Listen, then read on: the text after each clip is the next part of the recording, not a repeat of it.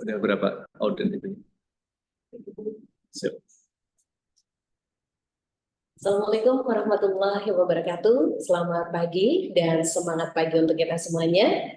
Alhamdulillahirrahmanirrahim, di kesempatan pagi hari ini kita diberikan kesehatan, diberikan waktu sempat ya untuk sama-sama menghadiri kegiatan sosialisasi Undang-Undang Nomor 23 Tahun 2004 tentang penghapusan kekerasan dalam rumah tangga. Baik yang terhormat Kepala Dinas Sosial, Pemberdayaan Perempuan dan Perlindungan Anak, Bapak Bambang Tuciatno, STMM. Kemudian yang kami hormati para narasumber kita yang luar biasa pagi hari ini. Yang pertama ada Ibu Santa Novena Kristi, SHMH. Ini Kasubsi Penuntutan Hidung ya dari Kejaksaan Negeri Cilacap. Selamat pagi Ibu, apa kabar pagi hari ini? Sehat ya, selalu fresh ini kayaknya Bu Santa ya. Kemudian di samping Bu Santa, ini sahabat saya, ada Mas Rohmadi Yoga. Ini dari Banit 4 Satreskrim Polresta Cilacap. Selamat pagi Mas Yoga. Pagi. Sehat hari ini? Alhamdulillah. Ya, boleh dibagi tipsnya nih, biar selalu fresh, biar selalu semangat nih Mas Yoga. Apa ini ya? Rasanya Olahraga? Sehat aja. Oh gitu, selalu berpikir positif ya. Iya. Baik, di samping saya yang paling cantik, yang paling imut ini ada Mbak Irma Markatun Hasanah Esos. Ini pekerja sosial Kementerian Sosial Republik Indonesia. Dan beliau bekerja di Direktorat Rehabilitasi Sosial Kementerian Sosial Republik Indonesia. Selamat pagi Mbak Irma ya, Mbak Irma. Ini selalu bergerak ke sana kemari, bekerja secara sosial begitu ya Mbak ya. Iya, boleh dibagi tipsnya untuk selalu bekerja tanpa pamrih ya, karena pekerja sosial ya. Pas. Apa ini Mbak? Biar tidak terbebani begitu terkait dengan pekerjaan yang saya yakin pasti luar biasa. Ikhlas karena kita membantu orang, jadi senang. Oh gitu. Bisa membantu orang itu senang gitu. Iya. Oke, terima kasih Mbak Irma, dan saya juga akan menyapa ini yang sudah bergabung via Zoom. Ada Ketua Tim Penggerak PKK Kabupaten Cilacap beserta pengurus dan juga anggota. Selamat pagi Ibu cantik. Kemudian juga Ketua Bayangkari Cabang Cilacap beserta pengurus juga anggota. Kemudian Ketua Persib Kartika Chandra Kirana Cabang Kodim 0703 Cilacap. Kemudian Ketua Ikatan Adiaksa Dharma Karini Cilacap, Ketua Dharma Yukti Karini Kabupaten Cilacap, kemudian Ketua Jalan Senastri, Istri TNI Angkatan Laut ya Cilacap, kemudian ada Ketua Gatri Warada Cilacap, tentunya beserta pengurus dan juga anggota. Ketua Dharma Wanita Persatuan Kabupaten Cilacap, Ketua PD Aisyah Kabupaten Cilacap, kemudian Ketua PC Muslimat NU Kabupaten Cilacap, Ketua PD Salima, Ketua PC Fatayat NU, Ketua PD Nasyatul Aisyah, kemudian Ketua Wanita Al-Irsad Al-Islamiyah Kabupaten Cilacap, Ketua DPC GOP TKI Kabupaten Cilacap, Ketua Ikatan Istri Dokter Indonesia Cilacap, dan Ketua Persatuan Wanita Patra beserta pengurus dan juga anggotanya. Terima kasih yang sudah bergabung bersama kami dalam kegiatan pagi hari ini, dalam kegiatan sosialisasi, sekali lagi sosialisasi Undang-Undang Nomor 23 Tahun 2004 tentang penghapusan kekerasan dalam rumah tangga. Baik, mengawali kegiatan kita pagi hari ini, sebelum kita ngobrol-ngobrol bersama narasumber yang luar biasa, ada Mbak Santa, karena masih muda saya panggil Mbak aja ya. Ada Mbak Santa, Mas Yoga, dan juga Mbak Irma. Tapi sebelumnya kita akan mendengarkan terlebih dahulu, kali ini sambutan dari Kepala Dinas Sosial, Pemberdayaan Perempuan dan Perlindungan Anak, ada Bapak Bambang Tuciatno, STMM. Kami persilakan Bapak, monggo. Iya, Mbak Tepo. Mohon izin, Mas. Ya. Assalamualaikum warahmatullahi wabarakatuh. Waalaikumsalam. Salam sejahtera untuk kita semua. Saya ucapkan selamat pagi. Kalau di Indonesia itu pagi-pagi luar biasa. Yang terhormat narasumber, teman saya Mas Yoga dari Polresta, baru kenalan Mbak Santa dari Kejaksaan, ya. Kemudian ini sering sudah di sini tapi lupa ya, Mbak Irma ya, dari Kementerian Sosial ya. Ya. Dan jangan lupa ini Mbak Tebok ya. Terima kasih untuk hari ini, pagi ini ya, mudah-mudahan kita selalu bugar Mbak dan sehat ya. Kemudian dengan bersuara. Pengadilan negeri ya, ada belum ya? Ya, kemudian Ketua Organisasi Wanita beserta pengurus dan anggotanya yang berbahagia. Pada kesempatan ini yang berbahagia ini, marilah kita memanjatkan puji syukur kehadirat Allah ya, atas limpahan rahmat, taufik dan hidayahnya, sehingga pada hari ini kita masih diberi nikmat sehat, ya, sehingga dapat bertemu pada kegiatan sosialisasi Undang-Undang PKDRT. Terima kasih dan selamat datang saya sampaikan kepada Bapak Ibu narasumber. Baru di sini ya? Ya. Ya, karena kantornya pindah ini. Yang telah hadir ya. Kemudian yang terhormat juga yang mengikuti melalui Zoom meeting. Ya. Dengan iringan doa dan harapan semoga acara ini dapat berjalan dengan lancar dan tanpa ada halangan suatu apapun. Bapak Ibu yang saya hormati, pada kesempatan yang baik ini, saya sampaikan apresiasi kepada bidang pemberdayaan perempuan dan perlindungan anak pada Dinsos PPPA yang telah menyelenggarakan kegiatan ini. Dengan adanya kegiatan ini diharapkan dapat meningkatkan kepedulian kita dalam melakukan pencegahan agar tidak terjadi tindak pidana yang berkaitan dengan perlindungan anak dan kekerasan dalam rumah tangga. Selanjutnya, saya mengucapkan banyak terima kasih kepada para narasumber yang memberikan ilmu yang bermanfaat bagi kita semua.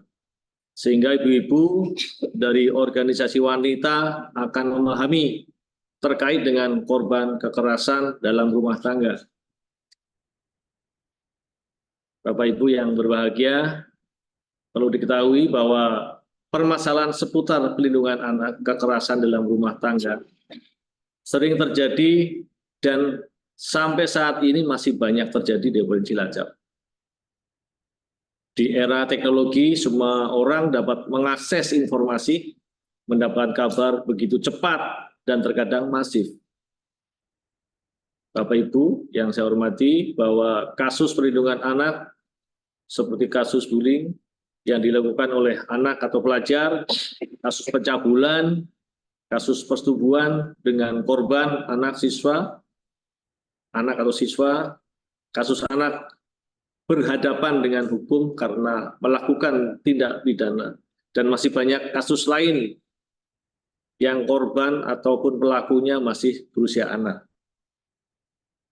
Dan kasus KDRT seperti kasus istri dipukuli suami, atau sebaliknya kasus orang tua menganiaya anak atau sebaliknya, kasus perselingkuhan juga merupakan salah satu kekerasan dalam rumah tangga.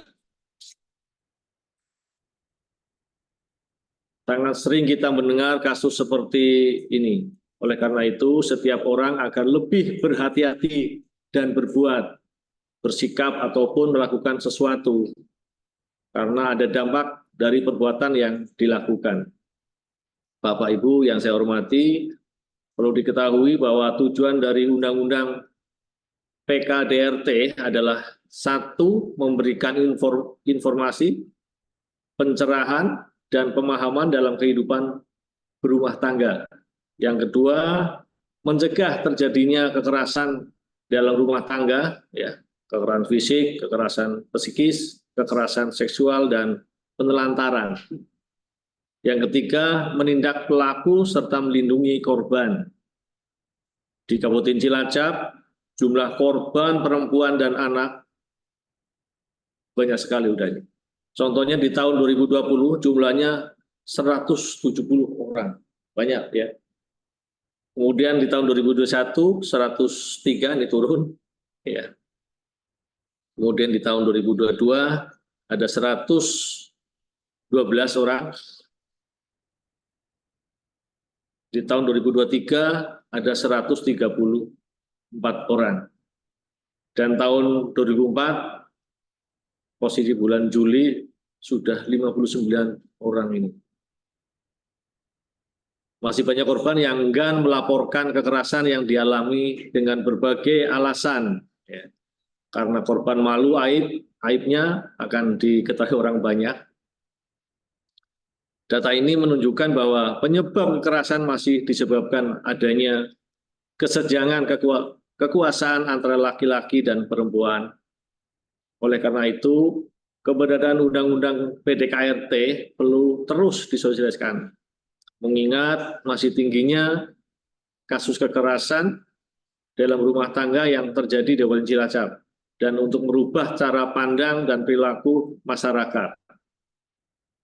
Dengan sosialisasi yang terus-menerus dan berjenjang, diharapkan seluruh masyarakat memiliki pemahaman yang sama tentang Undang-Undang PKDRT, dan meningkatnya kesadaran keluarga atau masyarakat untuk mencegah agar tindak kekerasan dalam rumah tangga tidak terjadi.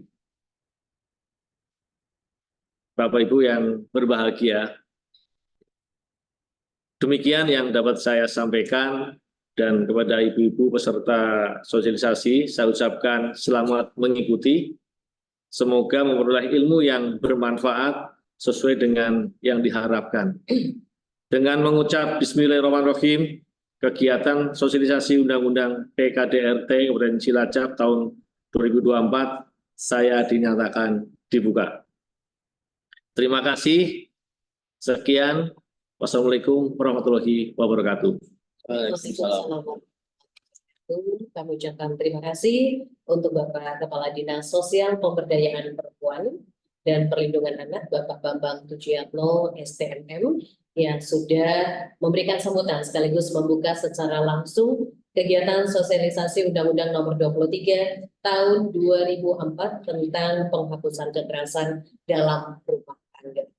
Dan kayaknya materi ini pas banget ya, karena isu nasional ini lagi viral ya, kasus yang terjadi terkait dengan Cut Intan Nabila. Ini kan jadi pembicaraan semua orang, luar biasa. Dia menahan diri untuk tidak melaporkan selama 5 tahun, padahal dia mengalami KDRT, begitu ya. Dan nanti mungkin ini akan jadi pertanyaan ibu-ibu semuanya. Mungkin kalau dari seorang Cut Intan Nabila ini memasang CCTV di rumahnya, ini menjadi hal yang bisa lah. Tapi kalau untuk, mohon maaf, beberapa dari kita mungkin tidak memungkinkan memasang itu untuk nanti menjadi alat bukti ketika kita ingin melaporkan KDRT yang kita alami dalam rumah kita.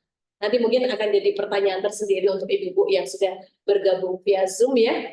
Tapi kita akan memulai obrolan untuk kesempatan hari ini.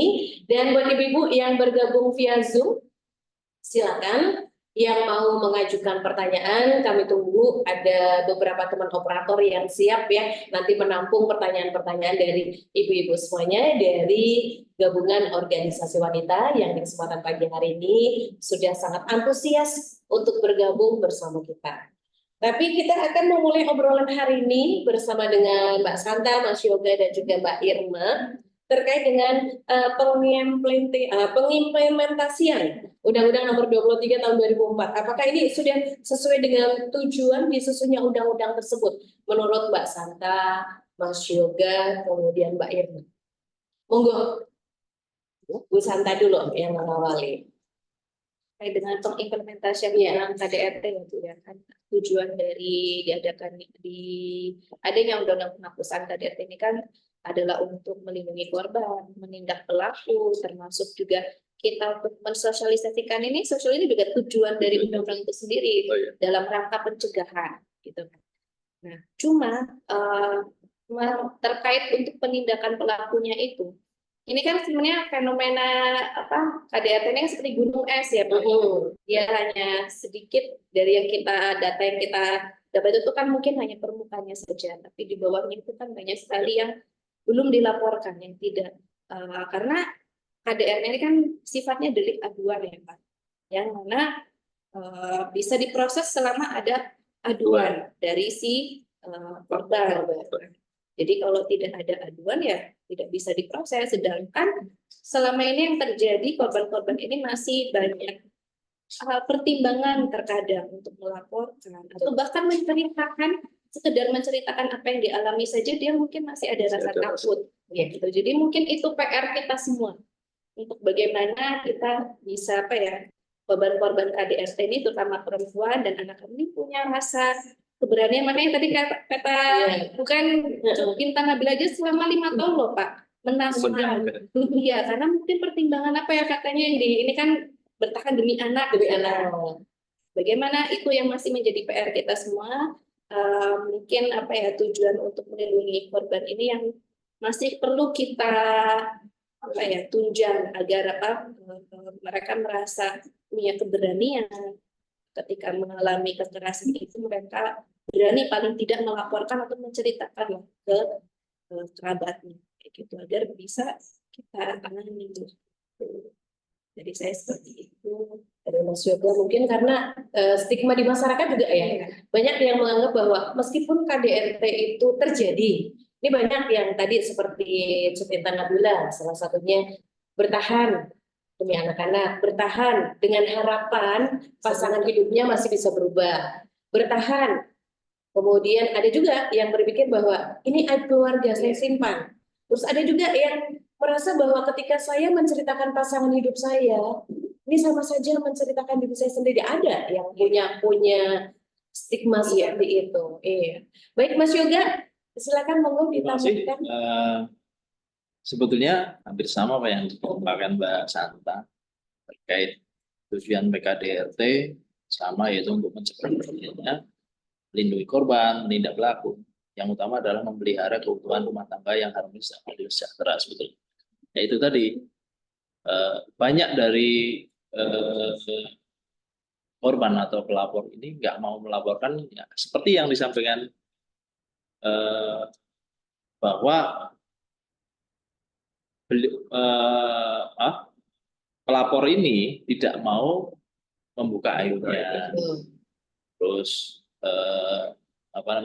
itu merupakan rahasia sendiri lah. Nah, makanya disampaikan juga bahwa ini adalah delik aduan. Delik aduan itu apa? Ya itu sama, bahwa bisa diproses ketika itu ada laporan. Kalau tidak ada laporan ya kita nggak bisa. Gitu. Sama, karena antara kepolisian dengan kejaksaan dengan pengadilan itu sama, satu. Ketika ada laporan kita proses, ditangani kepolisian, dilimpahkan berkasnya ke kejaksaan, nanti baru disidangkan di pengadilan. Itu seperti itu. Baik Mas Yoga. Mbak Irma, ada yang mau ditambahkan Mbak Irma terkait dengan pengimplementasian dari undang-undang ini? Ya, tujuannya memang bagus untuk untuk tindak pelaku dan juga pencegahan untuk penghapusan KDRT. Namun karena tadi sifatnya delik aduan, apalagi sifatnya perempuan kebanyakan ya, sifatnya perempuan memang lebih banyak memikirkan sebab akibat ke depannya. Jadi itu yang harusnya dari awal ketika pernikahan itu memang benar-benar sepasang keluarga itu harus dipersiapkan. Itu yang yang nantinya tidak ada, diharapkannya tidak ada suatu kekerasan, tidak ada sesuatu pelantaran dan sebagainya. Itu yang terpenting adalah bagaimana di dalam undang-undang itu lebih ditonjolkan lagi terkait dengan bagaimanakah upaya yang mencegahnya, karena di dalam itu baru sifatnya penanganan, mungkin pasal hukum-hukumnya, upaya pencegahannya itu yang bentuknya seperti apa, nah itu yang mungkin belum terlalu tersentuh kayak gitu. Padahal itu ibaratnya tuh hal dasar menghapus KDRT di dalam Betul. suatu bentuk. Ya, jadi poinnya lebih ke pencegahannya ya. Betul. Iya, pencegahannya. Mungkin salah satunya nanti bisa bekerja sama juga dengan persiapan menjelang pernikahan ya. Ada mungkin ada diklat atau apa khusus untuk calon pengantin begitu ya. Baik, kemudian dalam praktek baiknya ini masing-masing instansi saat menangani kasus KDRT ini apa sudah memenuhi hak dari korban? Silakan Mas Yoga dulu mungkin. Kalau untuk pemenuhan hak korban, kita alhamdulillah sudah melaksanakan dengan sesuai dengan apa yang diundangkan, di mana saat ada pelaporan pasti kita langsung respect untuk melindungi korban tersebut.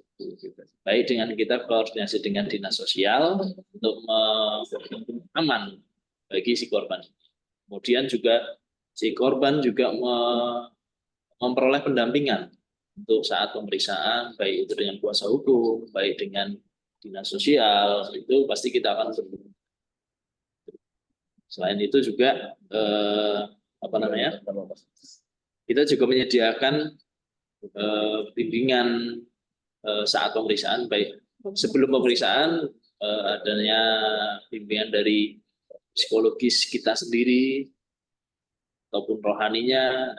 Jadi apabila itu memang berlanjut lebih, mohon maaf, lebih parah psikisnya atau apa, nanti kita koordinasi dengan dinas sosial, baik itu di psikolognya ataupun psikiaternya. Itu aja sih.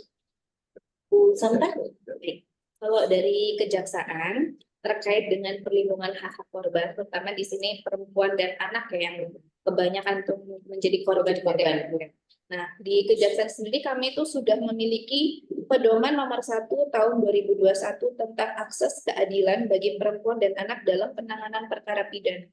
Jadi di dalam pedoman ini itu menjadi pedoman bagi kami, terutama penuntut umum itu, dalam menangani perkara yang khususnya terhadap perempuan dan anak, itu tuh perempuan dan anak memiliki perlakuan khusus dibanding dengan terdakwa atau pelaku yang lain gitu ya. Jadi contohnya saja misalkan untuk korban, misalkan KDRT dalam hal ini, perempuan yang merasa traumatik gitu ya, ketika mungkin dia, karena kan gini, persidangan itu kan harus hadir nih, saksi di dalam ruang sidang, di hadapan hakim, di hadapan jaksa, penasihat hukum, bahkan di hadapan terdakwa. Nah, apabila si korban ini merasa trauma ketika melihat terdakwa, dia tidak mampu untuk hadir dalam ruang persidangan, di dalam pedoman ini kami bisa, jaksa ini memeriksa dalam dengan bantuan perekaman elektronik atau mungkin melalui Zoom. Jadi bisa memungkinkan untuk korban itu tidak perlu hadir di dalam persidangan dan itu menjadi alat bukti yang sah gitu. Jadi apa namanya, sebegitunya kami melindungi hak-hak korban. Kemudian kami juga memastikan bahwa hak-hak korban seperti restitusi, ganti rugi, pendampingan oleh Seksos atau pendampingan kerohanian, termasuk pemulihan dari efek dari kekerasan itu kan mungkin ada efek trauma psikis gitu. Kami juga memastikan dia mendapatkan pemulihan dari ahli, misalkan dari psikolog atau psikiater, kami memastikan dia mendapatkan akses tersebut begitu. Kemudian bahwa untuk penanganan perkara KDRT ini kan juga spesialis ya Pak ya, bahwa ada kan di dalam hukum acara pidana itu asas nulus testis, bahwa satu saksi bukan saksi. Tapi untuk perkara KDRT cukup dengan kesaksian korban saja itu sudah menjadi alat bukti yang sah. Itu jadi tidak perlu, kalau yang perkara yang lainnya kan dia tuh harus ada beberapa saksi untuk bisa kita rangkai menjadi alat bukti ini ya. Tapi khusus untuk perkara KDRT dia keterangan dari saksi korban saja itu sudah cukup kita ajukan untuk pembuktian di persidangan. Gitu.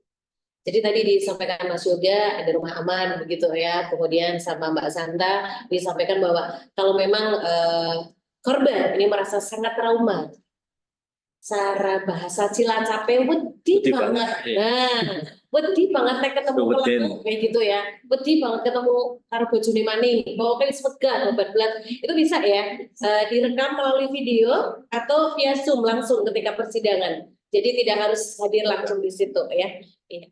Baik, selanjutnya Mbak Irma. Baik, kalau dari segi pekerja sosial atau di lingkup dinas sosial PPPA sendiri, gitu, kita memiliki rumah aman untuk para korban. Itu pun tidak hanya untuk korban KDRT, korban dalam kasus kekerasan lainnya, seperti mungkin TPPO atau mungkin tentang kekerasan terhadap anak maupun KDRT termasuk di dalam.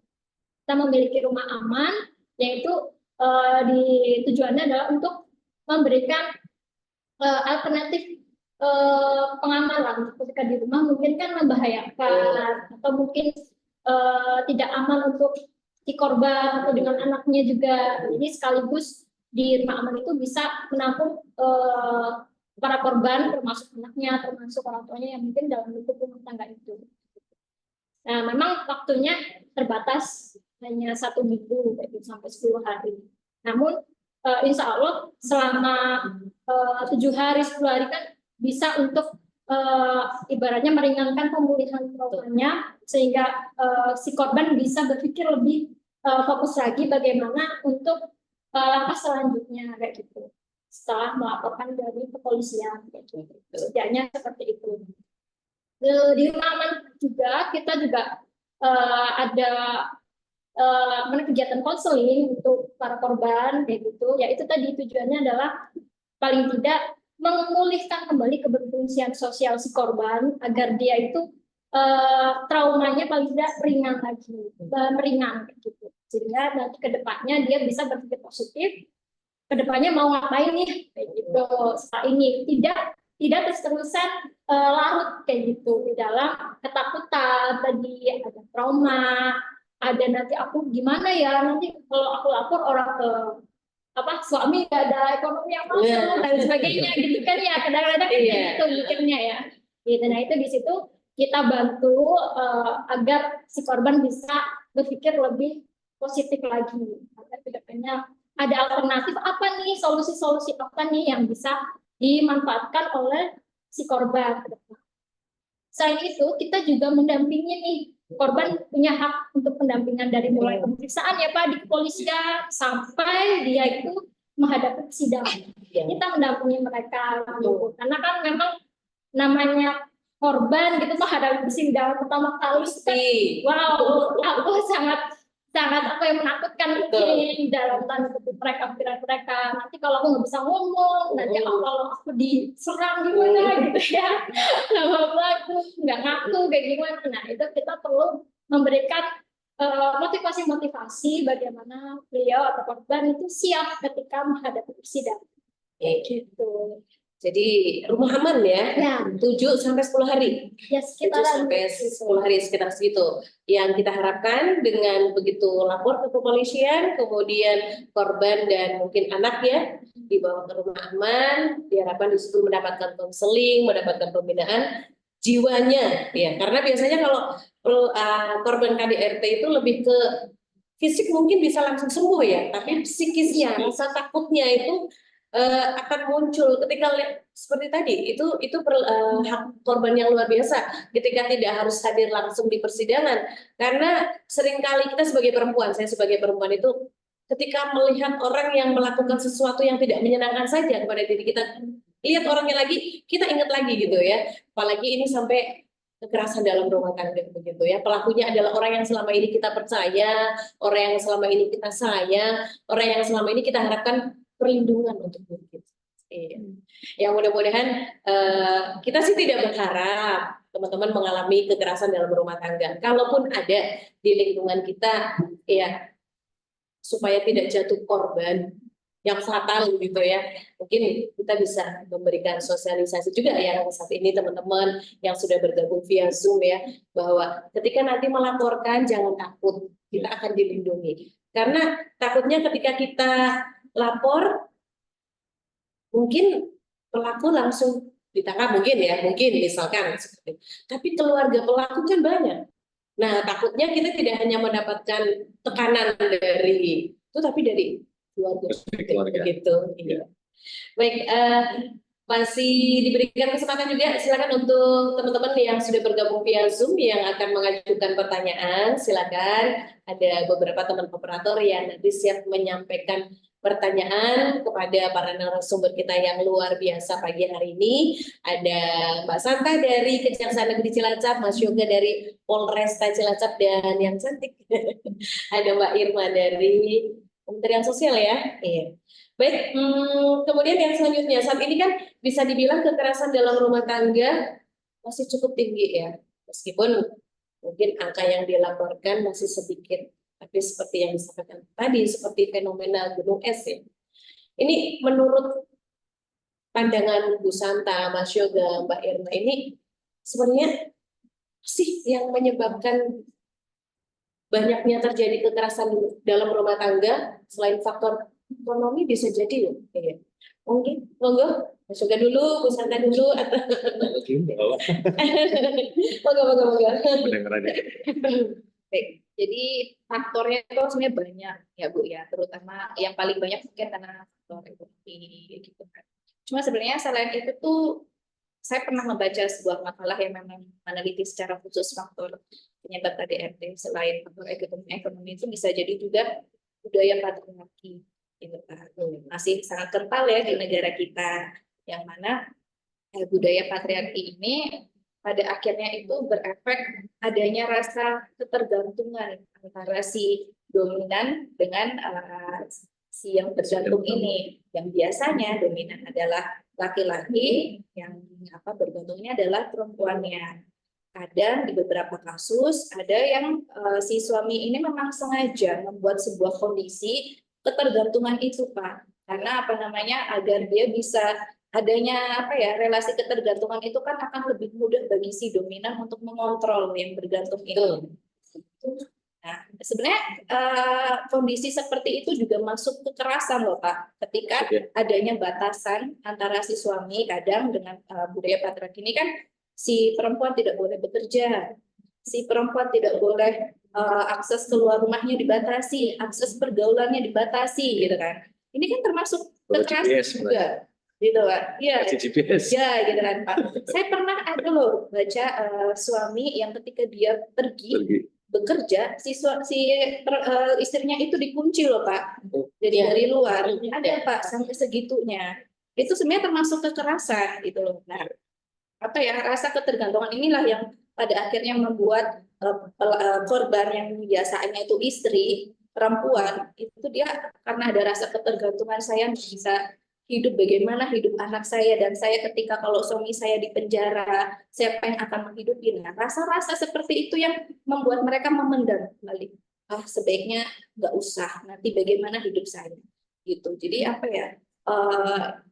kita harus pemerintah bagaimana caranya akar-akar yang seperti itu tuh kita tanggulangi gitu Pak. Atau bisa juga rasa frustasi dari laki-laki biasanya dalam rumah tangga ketika mungkin dia ekonominya tidak stabil, sedang dipusingkan dengan masalah ekonomi, kemudian istrinya juga terdesak kebutuhan yang harus segera dipenuhi, terjadilah perdebatan, terjadilah kekerasan itu. Jadi banyak faktor seperti itu. Atau bisa juga termasuk faktor ketimpangan ketimpangan kedudukan. Nah, kadang biasanya karena ego laki-laki kan lebih besar ya Pak. Ketika mungkin kedudukan istri lebih tinggi, kedudukan suami lebih rendah, kadang hal-hal tersebut juga memicu perdebatan yang pada akhirnya berujung ke kekerasan seperti itu. Jadi di masyarakat memang masih terjadi bahwa wong wadon yang kudu manut tarik wong lanang kayak gitu. Orang kerja, nang rumah baik. Bahkan ada, ini benar-benar terjadi bahwa ketika suaminya pergi bekerja itu tidak dikunci, tapi hampir berapa jam sekali dia video call, terus istrinya suruh berkeliling ke seluruh rumah, memastikan bahwa di situ tidak ada orang asing. Itu kan juga termasuk menimbulkan tekanan ya, tekanan batin begitu ya. Kemudian Mas Yoga, ada nggak yang kasusnya yang pernah ditangani ini terkait dengan kekerasan dalam rumah tangga yang sebabnya itu karena si laki-laki gitu itu pernah mengalami trauma yang kemudian secara tidak langsung itu dia sering melakukan hal yang mungkin dia dulu sering diperlakukan seperti itu, entah oleh orang tua atau oleh siapa. Kemudian ketika dia emosi, ketika dia tidak bisa mengontrol emosinya, kemudian dia melakukan seperti itu ke istri atau anaknya. Pernah nggak menemui kasus Kalau seperti itu? selama ini belum. Belum. Yang terakhir kita nanti dengan kejaksaan terkait KDRT yang menyebabkan korban sampai meninggal dunia. Itu karena si perempuan si laki-laki ini dia cemburu terhadap si perempuan. Juga ya faktor utamanya adalah ekonomi. Karena si perempuan ini ingin pergi ke luar negeri, tetapi tidak diperbolehkan oleh si laki-laki. Dan si perempuan ini dicurigai oleh si laki-laki punya hubungan dengan orang lain. Jadinya kan timbul karena si laki-laki ini pernah trauma bahwa dia ditinggal oleh si perempuan dulu mantan pacarnya. Akhirnya jadi seperti itu. Itu sih. Baru kemarin ini kita tangkap dengan kejaksaan. Jadi karena faktor cemburu, ya, Ya. ini bisa membuat orang jadi lupa diri, lupa bahwa dia sebenarnya dalam hatinya mungkin sangat mencintai si perempuan, tapi karena sudah diliputi emosi, dilambari banyak hal gitu ya. Ya, baik Mbak Irma, yang ditemui di masyarakat itu bagaimana ini? Kalau KDRT sampai yang ke dinsos itu mungkin agak jarang ya, agak jarang. Malah lebih seringnya ke anak-anak yang lebih menjadi korban. Jadi misalkan kemarin itu yang terakhir itu yang orang pesugihan Pak. Jadi anak ini selama 6 tahun itu ditinggal sama ibunya 2 minggu. Jadi sehari tinggal serumah itu sama bapak dan kakak, nanti laki-laki semua. Jadi dia yang perempuan. Jadi dia tidak boleh sekolah, dia suruh mengurus adiknya, mengurus rumah tangganya, sekaligus menjadi istrinya. Udah menggantikan sebagai istri ya, untuk bapaknya. sekaligus hubungan seksual. Iya. Sampai mungkin sekarang sudah lahir.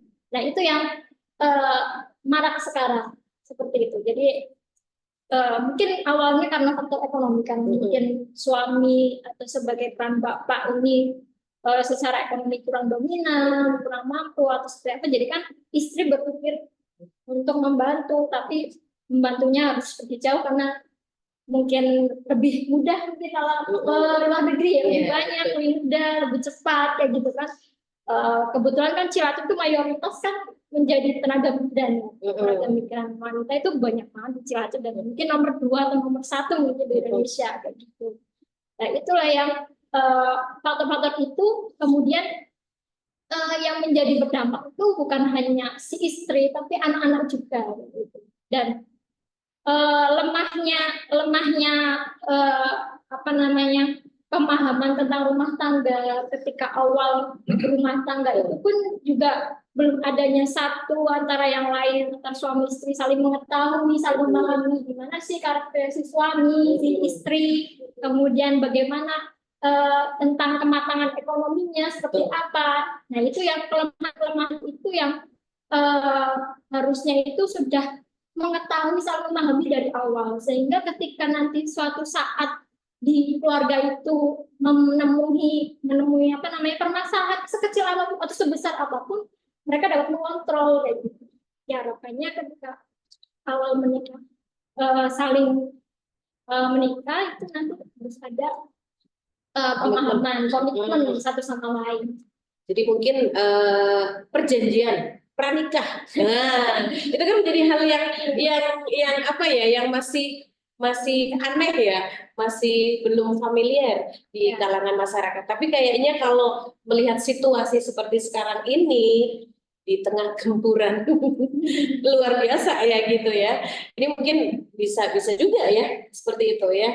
Jadi ketika nanti salah satu pihak tidak bisa menjalankan tugasnya, tindakan apa yang harus dilakukan seperti itu ya. Dan mungkin ibu-ibu yang saat ini bergabung, mungkin ada saudaranya, tetangganya yang mau pergi ke luar negeri. Apalagi di situ ada anak perempuan yang bisa dibilang sudah cukup dewasa begitu ya, akan ditinggal. Bahkan sekarang tidak, yang mengalami kekerasan seksual itu tidak hanya anak-anak yang sudah beranjak dewasa ya, bahkan anak-anak di bawah umur. Kalau kita melihat berita itu kan banyak juga yang mengalami seperti itu, dan pelakunya itu yang sangat membuat hati ibu-ibu merasa tersakiti. Itu pelakunya seringkali itu justru orang yang terdekat gitu ya, mungkin ayah kandungnya, ayah tirinya, kakeknya, tetangga dekatnya gitu. Jadi mungkin bisa jadi bahan pertimbangan ketika akan berangkat ke luar negeri, istrinya itu mungkin anak perempuannya bisa dititipkan ke orang yang benar-benar bisa dipercaya, yang amanah begitu ya. Tapi sebenarnya kalau boleh memilih ya bapaknya aja yang ke luar negeri ya. Baik, kita lanjut kembali. Ini terkait dengan pasal-pasal apa saja nih yang bisa dikenakan atau dijerat untuk pelaku KDRT. Pasal-pasalnya apa saja ini? Mas Yoga, mungkin Mas Yoga dulu. Kalau pasal sebetulnya relatif tinggal ringan atau sedang atau beratnya pasal tersebut. Karena kebanyakan KDRT di pasal 44 ya Kak ya, 44 dan 45. Kalau 44 itu ayat 1 luka berat kalau nggak salah. Terus pasal 2-nya yang sampai meninggal. Terus pasal 2 luka berat ya. Pasal 2 luka berat, pasal 3 yang meninggal, pasal 4-nya yang ringan ya. Iya. Jadi pasal 45-nya mungkin lebih ke psikis ya. Iya. Psikisnya. Jadi kan kekerasan itu kan di Undang-Undang PKDRT itu kan terbagi menjadi 4 ya. Kekerasan fisik, psikis, seksual, dan penelantaran. Jadi kalau yang fisik ini ada dalam pasal 44, yang psikis pasal 45, kemudian yang seksual pasal 46, kemudian yang penelantaran di pasal berikutnya. Kemudian kadarnya juga beda-beda tuh, ada yang ringan, kemudian ada yang berat, ada yang sampai meninggal, itu juga ancamannya berbeda. Cuma sayangnya memang kalau boleh saya kritisi gitu ya, KDRT ini, karena kan sebenarnya kan ini perkara yang ini ya, maksudnya membutuhkan concern yang besar ya dari pemerintah. Cuma dalam undang-undang KDRT ini kan tidak ada batasan minimalnya. Berbeda lah, misalnya contohnya kayak perkara narkotika kan ada batasan minimal ya Pak, minimal 4 tahun, maksimal 15. Jadi kami jaksa maupun hakim itu tidak boleh menuntut atau memutus di bawah minimal. Jadi kan jerak tuh ancaman yang maksudnya bisa membuat efek jeraknya tuh lebih tinggi lah Pak. Cuma kalau dalam undang-undang KDRT ini kan hanya mengatur ancaman maksimalnya saja. Jadi tidak ada minimalnya. Jadi mungkin ya bisa saja nanti cuma berapa bulan. Kebanyakan KDRT ini rata-rata jarang yang sampai ke persidangan. Jarang ya. Kebanyakan ketika lapor nanti di tengah jalan dia dicabut karena ini merupakan suatu delik aduan. Iya. Pidana. Betul ya. Karena mungkin setelah melalui rangkaian pemikiran, pertimbangan gitu ya, kemudian ya jadilah kayak gitu. Iya. Kemungkinan kecuali mungkin korbannya ini sampai mengalami cacat fisik atau mungkin gangguan psikis, itu lanjut ya. Iya. Kalau yang selalu lanjut terkait dengan KDRT-nya apa? Terkait dengan mungkin korbannya anak atau apa gitu? Kalau korban anak pasti ya. Ya paling banyak. Tapi kalau untuk yang dewasa tahun ini kita ada 2 ya Bu. Iya. Yang satu yang meninggal tadi, yang satu lagi yang sedang sama air keras yang sudah mulai lanjut. Tapi yang lain rata-rata dicabut. Iya. Kalau nggak selesai di kepolisian, nanti biasanya di kejaksaan juga. Karena kan kalau ini kan sifatnya delik aduan ya, yang sedang disampaikan.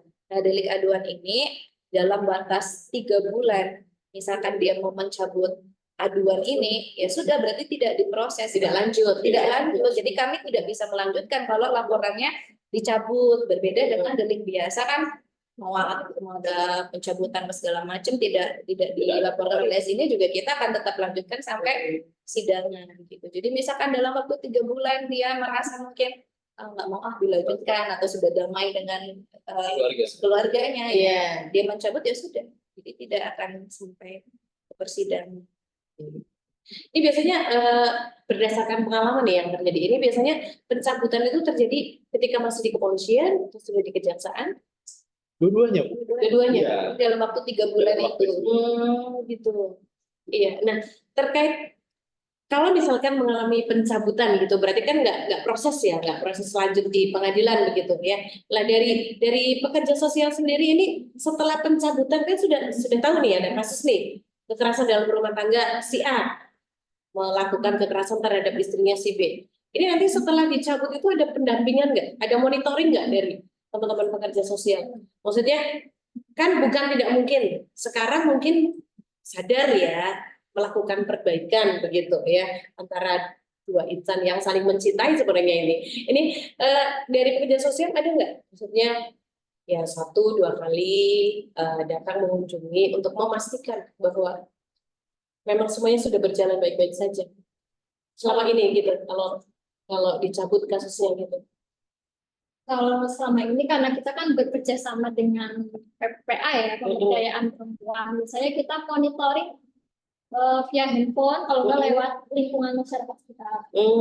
Ya, apakah kasusnya sampai mana nih kayak gitu, atau dengan orangnya langsung kita menghubungi sampai mana kayak gitu. Terus sejauh ini setelah ada pencabutan, langkah itu seperti apa kita menanyakan gitu. Kadang rata-rata dipisah rumah kayak gitu, atau bercerai, pisah rumah, atau tinggal dengan orang tuanya, balik lagi seperti itu. Nah itu memang apa ya? Kadang itu kalau ada itu kayak lingkaran setan. Jadi udah pulih nih misalkan, jadi kayaknya ini masih tadi kan bilangnya kan masih bisa nih diperbaiki, kayaknya masih bisa nih, masih bisa berubah gitu. Tahu-tahu gue balik lagi, ada masalah mulai muncul lagi. Jadi kayak lingkaran yang gitu ya, putar terus. Kalau nggak di stop, nggak diputus ya itu akan terus terjadi. Gitu ya. Kalau itu sudah menjadi kebiasaan di rumah tangga itu. Tapi ada nggak kasusnya yang ketika sudah lapor dicabut ternyata alhamdulillah ini benar-benar sembuh, benar-benar menjadi baik gitu. Kasusnya kalau sampai KDRT loh ini loh. Belum pernah begitu kalau yang langsung balik lagi kayak gitu ya. Gitu. Ya mungkin ada, tapi mungkin tidak termonitor ya. Kayak gitu. Mungkin ada, tapi sejauh ini yang pernah saya cerai atau pisah biasanya itu diakhiri dengan perceraian. Kadang kalau diproses gitu pasti nanti setelah itu mereka bercerai. Balik lagi nggak? Nah itu nggak rujuk lagi atau enggak? Kalaupun damai mungkin ya ini ya dicabut damai, tapi solusinya adalah berpisah. Mungkin ya yang seperti itu ya. Banyak. Bisa. Jadi udahlah nggak usah diproses di pengadilan kayak gitu, tapi kita pisah aja, damai ya, bis, damai. Iya. Selain si istri kan mungkin sumber ekonomi mungkin kan tidak ada mungkin tidak selalu mengharapkan sumber suami jadi bekerja. Mungkin bekerjanya di luar kota, jadinya anaknya sendiri lagi sama jadi memang putar terus gitu ya. Iya. Baik, jadi tidak bisa terputus ya, muter terus ya di situ ya. Ya, baik, terkait dengan kekerasan dalam rumah tangga ini, upaya apa saja ini yang sudah dilakukan dari Polres Cilacap, dari Kejaksaan Negeri, dari pekerja sosial, supaya kita bisa minimal menekan angka kasusnya gini. Upaya apa saja ini? Mungkin sosialisasi di masyarakat atau apa? Silakan. Kalau dari Polresta, kebetulan kami punya Babin Kaptibmas ya. Nanti dari Polres nanti memberikan sosialisasi ke Babin-Babin, dari Babin nanti untuk sosialisasi ke warga ataupun sekolah. Tujuannya untuk mencegah adanya tindak kekerasan dalam rumah tangga, baik korbannya itu istrinya ataupun anaknya. Terus kemudian juga selain sosialisasi itu juga sosialisasi terkait apa sih ancamannya, berapa sih hukumannya, itu juga kita sosialisasikan lewat Babin Kamtibmas ataupun dari Polres sendiri gitu loh. Jadi dari fungsi yang lain gitu. Tapi yang utama adalah dari Babin Kamtibmas yang langsung menyentuh ke tingkat yang paling bawah, yaitu warga. Jadi tidak hanya sosialisasi terkait dengan keamanan dan ketertiban di masyarakat, karena kekerasan dalam rumah tangga itu juga termasuk gangguan ketertiban ya. Ya, melalui teman-teman Babin Kamtibmas ya. Ini baik. Terus dari Kejaksaan Negeri sendiri, Ibu? Kalau dari Kejaksaan, upaya terkait pencegahan sama melakukan sosialisasi atau penyuluhan, bekerja sama dengan Pemda, karena selain untuk yang anak-anak di sekolah itu kan kami ada program Jaksa Masuk Sekolah. Selain itu kami juga bekerja sama dengan Pemda melakukan penyuluhan-penyuluhan di tingkat kelurahan, kecamatan, untuk mensosialisasikan isu-isu kekerasan, narkotika, segala macam. Kemudian untuk upaya penegakan hukum, seperti tadi kami sudah ada pedoman Jaksa Agung nomor 1 tahun 2021 terkait perlindungan hak-hak korban, terutama perempuan dan anak. Kemudian untuk upaya dari segi kebijakan, pimpinan kami di atas juga sudah membuat pedoman-pedoman atau aturan-aturan internal yang juga mendukung pemenuhan hak korban, terutama perempuan dan anak. Jadi pekerja sosial, kita bekerja sama bidang pemberdayaan perempuan dan perlindungan anak. Biasanya tim perlindungan anak dan pemberdayaan perempuan biasanya sosialisasi ke sekolah, dan juga ini seperti ini nih organisasi wanita kayak gitu. Yang kemudian selain itu kita juga ada sosialisasi mungkin lewat bagi dari teman-teman KB, PPA gitu dulu dengan KB ya.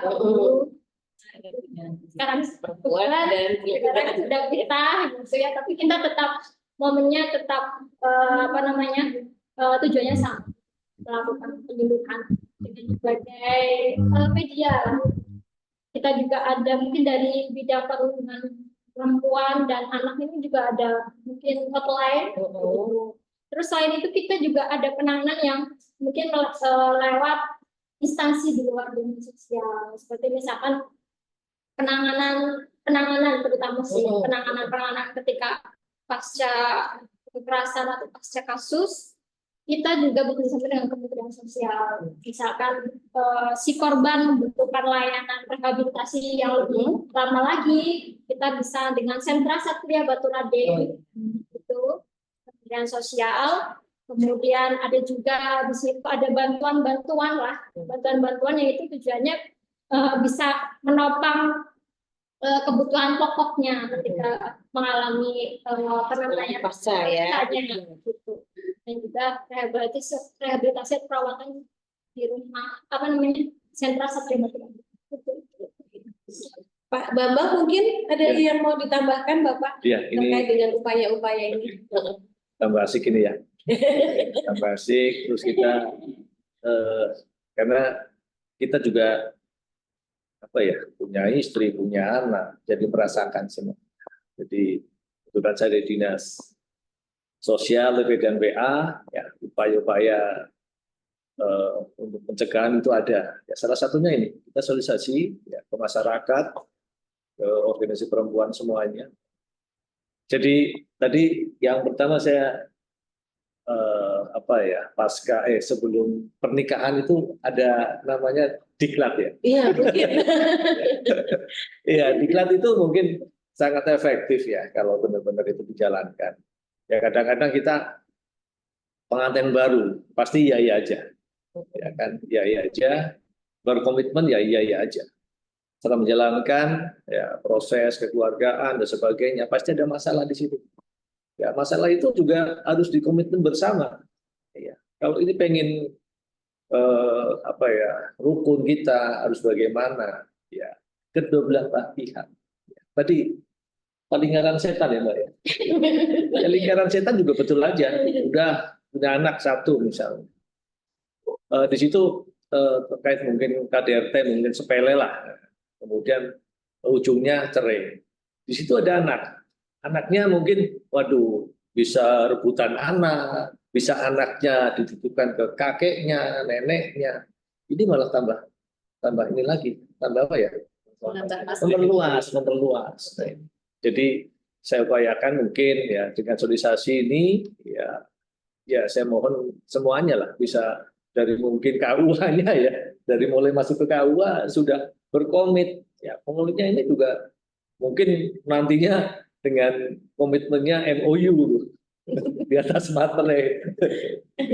Nah itu ya, upaya kami ya sudah banyak, salah satunya sosialisasi kekerasan terhadap perempuan, kemudian sosialisasi terhadap perempuan atau kekerasan anak melalui baleho, ya, stop kekerasan, ya, itu kami juga jalankan itu.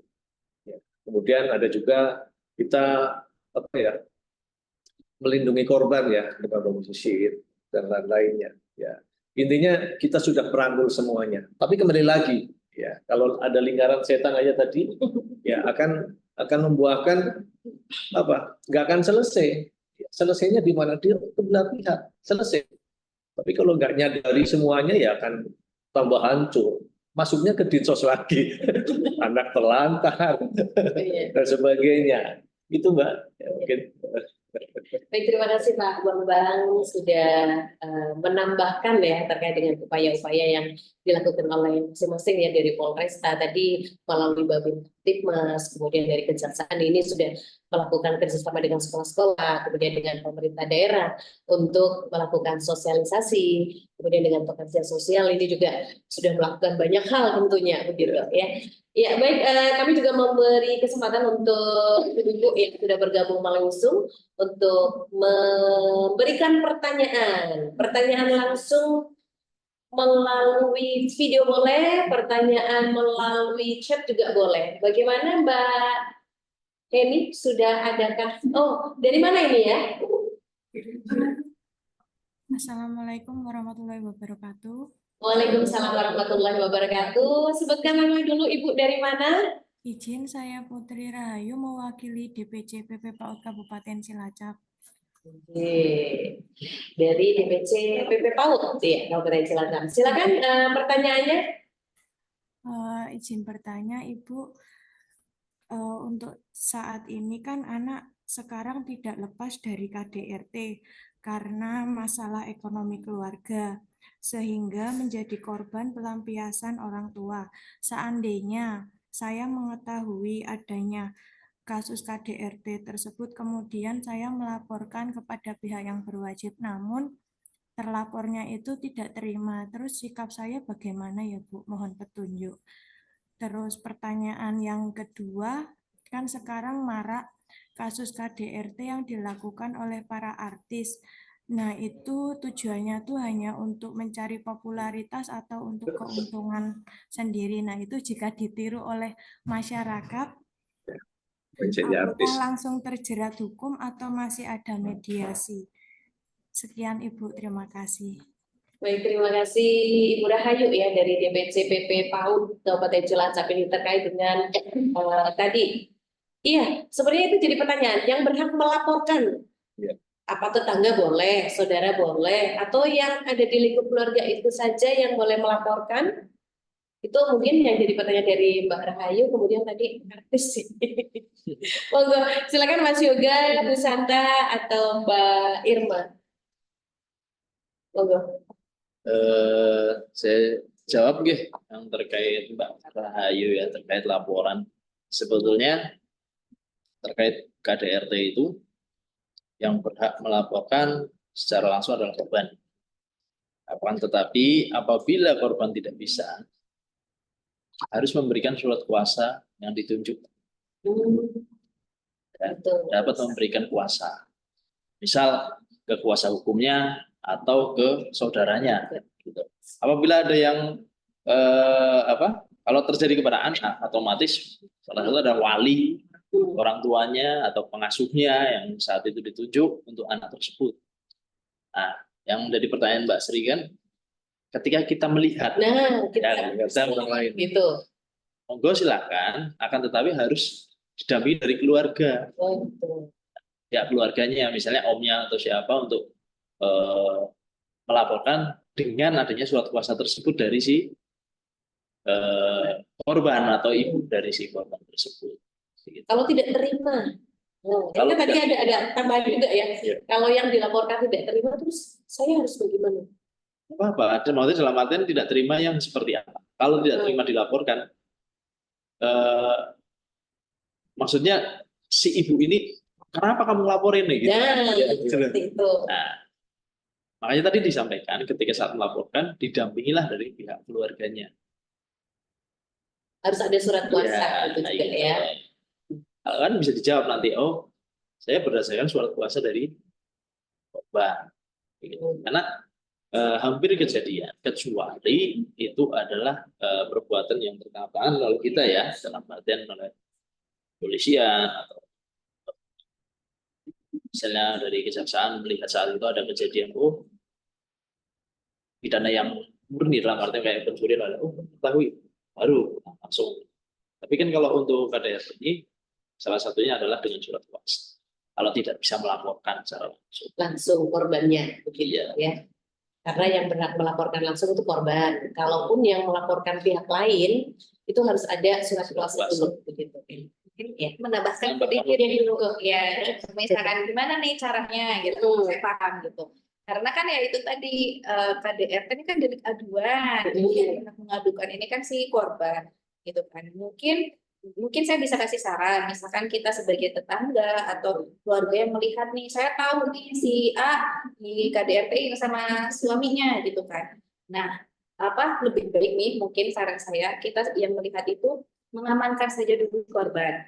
Kita amankan gitu kan, dijauhkan dulu nih dari si pelaku, kita pelan-pelan kasih tahu bahwa kamu tuh punya hak seperti ini. Ayo kita laporkan. Karena kadang kan korban kan tadi dia nggak mau aib keluarganya, tahu gitu kan. Jadi lebih baik kita amankan dulu si korban, kita kasih pengertian. Setelah itu kita temani dia, bawa ke Peksos, bawa ke rumah aman, kemudian kita kasih support untuk dilaporkan ke kepolisian, didampingi. Kalau dia nggak sanggup, ya sudah dengan kuasa dia bisa kita melaporkan ke pihak yang berwajib. Mungkin seperti itu caranya gitu loh Bu. Jadi diamankan dulu nih gitu. Sama seperti yang Cuk Intan Nabila itu.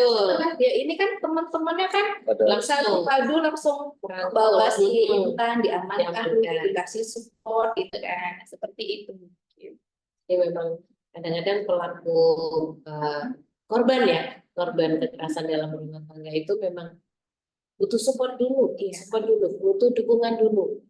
Sebenarnya mungkin dalam hatinya dia ingin melangkah, tapi masih ragu gitu ya. Tapi ketika ada orang lain yang meyakinkan, ini biasanya makin yakin. Ya. Kemudian pertanyaan yang pertama mau ditambahkan Mbak Irma atau langsung ke pertanyaan kedua? Sama ya. Pemahaman yang si korban itu sadar dulu apa sih bahayanya KDRT kalau terus menerus. Kamu punya ini loh ancaman hukumnya. Kamu punya alternatif ini loh kalau misalkan kamu tuh bisa menghentikan KDRT. Karena ternyata KDRT yang dialami seorang istri, seorang ibu ini juga traumanya tidak hanya dialami dia sendiri, apalagi kalau anak-anaknya langsung menyaksikan ya tindakan kekerasan yang dilakukan oleh ayahnya, oleh suaminya. Ini kan bisa menimbulkan trauma juga untuk anak-anaknya, begitu ya mungkin ya. Ya, kemudian yang kedua tadi masih pertanyaan dari Mbak Rahayu terkait dengan kekerasan KDRT yang dilakukan artis. Kalau nanti ditiru gitu. Iya, ditiru. Apakah bisa langsung tindakan hukum atau bisa dimediasi ya tadi ya seperti itu. Bisa buat konten juga itu. Ya. Mungkin kembali lagi ke ini ya, makanya peran dari orang tua mungkin misalkan ditiru sama anaknya gitu. Itulah peran orang tua kan bermain di situ untuk mengontrol mana yang baik, mana yang enggak, mana yang pantas ditiru, mana yang enggak gitu kan. Itu terus kayak dari suami kan sebagai pemimpin dalam rumah tangga. Terkadang kan perempuan lebih ini ya Bu ya, mungkin lebih gampang baper kemakan sama apa ya medsos gitu kan, langsung wah ada drama apa di medsos, selebgram langsung nah itulah peran dari suami selaku kepala rumah tangga, itulah yang mendidik gitu kan, mendidik suami istrinya, anak-anaknya terkait mana yang pantas dan tidak pantas untuk ditiru di lingkungan media sosial seperti itu. Ya, lagi-lagi komunikasi ya, komunikasi, kemudian rasa saling di dalam sebuah rumah tangga antara ayah, ibu, anak-anak. Apalagi sekarang kan memang pengaruh gadget luar biasa ya. Anak-anak kita memang mungkin bagi sebagian orang mungkin yang tidak membatasi anak-anaknya main HP, nah ini jadi ngomongin HP ya. Biasanya asal anaknya diem kasih HP gitu. Tapi bagi orang tua yang pokoknya anak saya selama hari Senin sampai hari Jumat ini nggak boleh pegang HP. Karena itu hari aktif sekolah. Boleh pegang HP di hari Sabtu atau Minggu cuma 2 jam atau 1 jam gitu.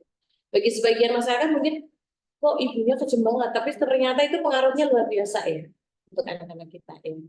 Ya, Mas Yoga mau menambahkan? Masih Sama ya? tambahannya paling hanya komunikasi itu lagi, Ya. komunikasi yang baik antara laki-laki dan perempuan untuk mengurangi terkait KDRT ini. Karena tadi disampaikan dari awal, selain faktor ekonomi, yang kedua adalah faktor komunikasi. Ya. Karena komunikasi ini yang paling utama sebenarnya. Ketika kita terjadi masalah, mungkin di rumah, ketika kita sama-sama emosi, kan nggak ada komunikasi yang baik. Akhirnya terjadi pertengkaran. Tapi kalau salah satu bisa meredam, udahlah saya diam dulu lah. Ketika si istri marah-marah dan lain sebagainya, saya diam. Setelah itu baru udah kamu ngomong, dan sekarang kita ngobrol apa sih yang harus kita perbuat. Ini itu. Iya. Jadi komunikasi ya. Komunikasi. Karena seringkali kekerasan itu juga terjadi karena sumbatan komunikasi. Karena mungkin kita menyimpan. Sebenarnya aku nggak suka kalau suamiku seperti ini, tapi nggak mau ngomong. Terus si suami juga nggak suka istrinya seperti ini, nggak mau ngomong, disimpan, akhirnya jadi bom begitu ya. Baik, ada pertanyaan selanjutnya mungkin kita dari di Cilacap. Mungkin bisa dibesarkan Mas tulisannya? Udah dijawab tadi Oh pertanyaan. gitu ya? Sama. Oh sama.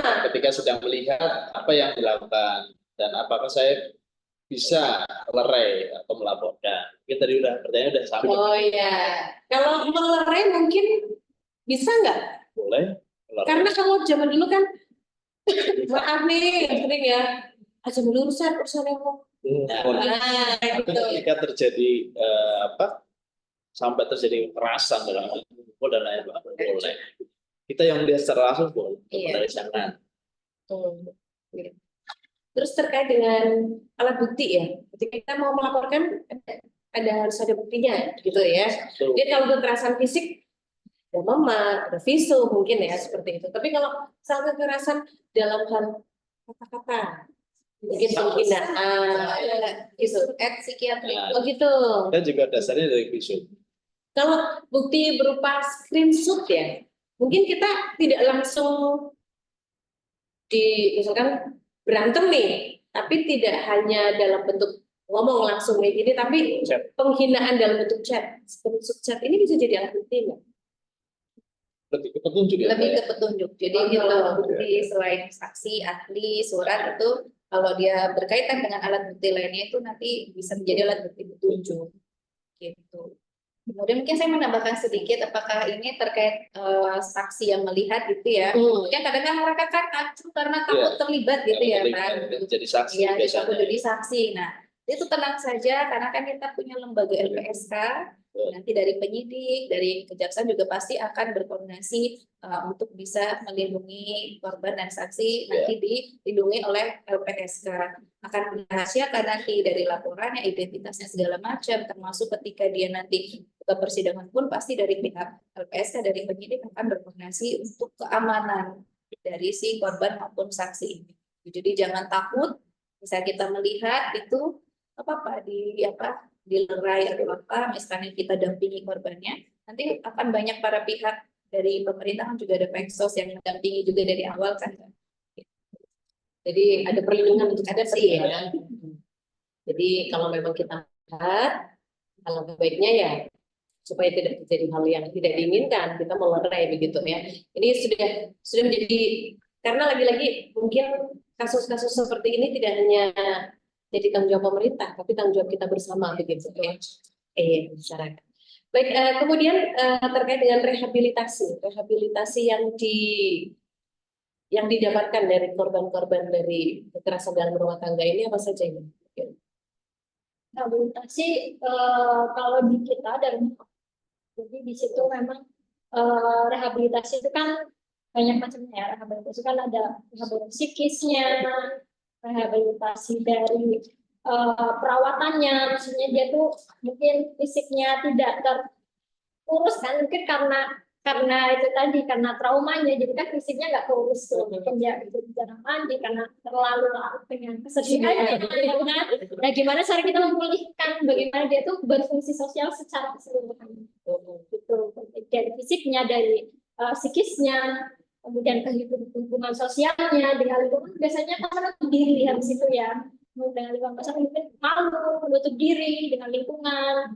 Nah, itu terus kemudian kita rehabilitasi mungkin agar dia itu berdaya, bagaimana dia itu tidak terlalu tergantung dengan suaminya ke depannya, mungkin nanti secara ekonomi akan putus mungkin ya, makanya kita bisa dengan mengupayakan pemberdayaan sosial yang kita dilatih dengan keterampilan soft skill atau dengan bantuan wirausaha seperti itu bisa. Jadi mungkin korban punya kemampuan atau keterampilan apa, berdagang atau berternak atau apalah mungkin keahlian beliau sesuai kemampuannya. Jadi kita bisa untuk merujukkan bantuan-bantuan Kementerian Sosial atau di dinas sosial sendiri. Atau mungkin dari dampak kekerasan itu menyebabkan dia cacat. Mungkin kakinya, atau pendengarannya, atau mungkin matanya, kita ada alat bantu kursi roda, ada truk, ada alat bantu dengan, atau yang tongkat mereka. Jadi bermacam-macam cara rehabilitasi. Jadi memang ada hal-hal yang memang di rehabilitasi yang dilakukan begitu ya, termasuk di solusi ekonomi ya, karena ada bantuan wirausaha mungkin. Baik, sepertinya sudah ada sahabat kita yang bergabung ini dengan Ibu siapa? Assalamualaikum Ibu. Waalaikumsalam. Ya, boleh perkenalkan diri dulu, Ibu dari mana, nama siapa, monggo. Perkenalkan, nama saya Erni Nandang dari LKP Bu Nandang, anggota dari GOW di IPI, Ikatan Pembuat Hantaran Indonesia. Terima kasih, acara ini sangat membuka mindset dan wawasan kami. Yang ada pertanyaan dari saya ini adalah, selama ini kita hanya melihat bahwa korban KDRT atau pelaku KDRT itu adalah dari suami kepada istri ya, banyakannya tuh terjadi seperti itu. Nah, bagaimana kalau terjadi KDRT itu atas reaksi dari apa yang dilakukan oleh istri? Misalnya, apakah kalau misalnya istri yang ngomongnya itu terus mengintimidasi ya, kemudian menyakiti hati dari si suaminya itu. Nah, kemudian kalau laki-laki kan tidak banyak omong, tetapi mereka itu bereaksi dengan melakukan sebuah tindakan kekerasan. Pernah teman kami dipukul pakai stick golf sama suaminya gitu. Tetapi memang istrinya ini. Nah, itu menurut hukum seperti apa gitu kan, kalau misalnya si laki-laki ini melakukan tindakan KDRT sebagai bentuk dari reaksi dari apa yang dilakukan oleh istrinya. Terima kasih Ibu dan Bapak. Assalamualaikum warahmatullahi wabarakatuh. Waalaikumsalam warahmatullahi wabarakatuh. Terima kasih Bu Erni Nandang dari LKP Bu Nandang ini ya. Pertanyaannya menarik sekali ini. Istrinya mungkin kelewat, suaminya gemes. Nah, gitu gimana? Pernah ditemui kasus kayak gitu, Mas Yoga, Bu? Kebetulan kemarin belum lama kita tangani juga. Tapi alhamdulillah akhirnya selesai dengan berdamai. Jadi memang dari awalnya si laki-laki ini melakukan kekerasan karena dari si perempuan mungkin karena diem aja dia berbicara sampai mengatakan keluar kata-kata kotor dan lain sebagainya, akhirnya reaksi. Cuman kan kalau KDRT ya Mbak, ya kita biasanya kan terjadi karena kasus kekerasannya apa gitu loh. Nah lebih cenderung ke yang penganiayaan gitu. Jadi kemarin belum lama ya. Kalau kasusnya seperti ini kebanyakan berakhir damai ya. Ya, makanya tadi kan karena delik aduan. Ya, Iya, ini kan betul. sering kebanyakan begitu tadi kita kan ada waktu jangka 3 bulan, kita juga kan setelah terjadi pemberian dan lain sebagainya, mungkin karena sudah berpikir, oh akhirnya adalah daripada nanti berlanjut suaminya mungkin kita selesai bercerai nggak masalah, tapi yang penting hak anak dan lain sebagainya masih dicukupi, akhirnya seperti itu. Yang tersadar, Tersadar, ini ya. juga akibat saya yang salah, Iya. gitu kan ya, udahlah cabut aja. Memang bentuk kekerasan apapun, walaupun faktornya mungkin dari pihak si istri yang memicu, itu ya tetap namanya kan kekerasan, Ibu, apapun faktornya itu, gitu kan. Karena yang kami adili di sini kan bentuk perbuatannya, bukan bukan faktornya, gitu, tapi perbuatan yang kita adili di sini. Jadi mau itu alasannya oh ini adalah reaksi si suami untuk membela dirinya karena dikatakan oleh istri atau karena selama itu memang terjadi kekerasan apapun itu ya kami tidak memandang dulu gitu loh maksudnya. Jadi akan tetap kami adili selama memang sudah terjadi kekerasan di sini. Perbuatannya intinya. Perbuatan kami masanya gitu ya, bukan melihat latar belakangnya. Jadi tetap ya itu termasuk di dalam KDRT begitu ya, meskipun pelakunya ada alatannya, pencetusnya gitu ya dari istrinya. Dan juga pelaku KDRT ini adalah perempuan ya. Jadi ke anaknya, ini ada nggak kasusnya seperti itu? Ada. Ini sampai lanjut atau bagaimana ini kalau seperti itu? Lanjut juga ada. Walaupun mungkin faktor pencetusnya dari suaminya ya.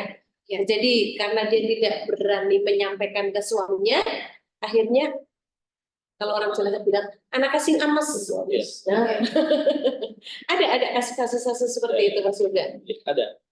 Makanya tadi disampaikan tidak menutup kemungkinan pelaku KDRT adalah seorang perempuan. Iya. Mungkin istri ke suaminya juga ada. Pelaku yang polisi. Oh iya, yang ini ya. KDRT dia. Jadi memang sih pada ininya yang mayoritas pelakunya laki-laki gitu ya, korbannya perempuan dan anak, tapi tidak menutup kemungkinan juga yang melakukan adalah perempuan gitu ya. Jadi apapun pencetusnya, apapun penyebabnya, kalau itu sudah masuk kekerasan, tetap prosesnya di kekerasannya ya, bukan pencetusnya begitu ya. Ya baik, silakan teman-teman masih ditunggu yang akan bergabung bersama kita memberikan pertanyaan via Zoom. Mbak Heni, operator sudah ada pertanyaan yang masuk. Mungkin melalui chat.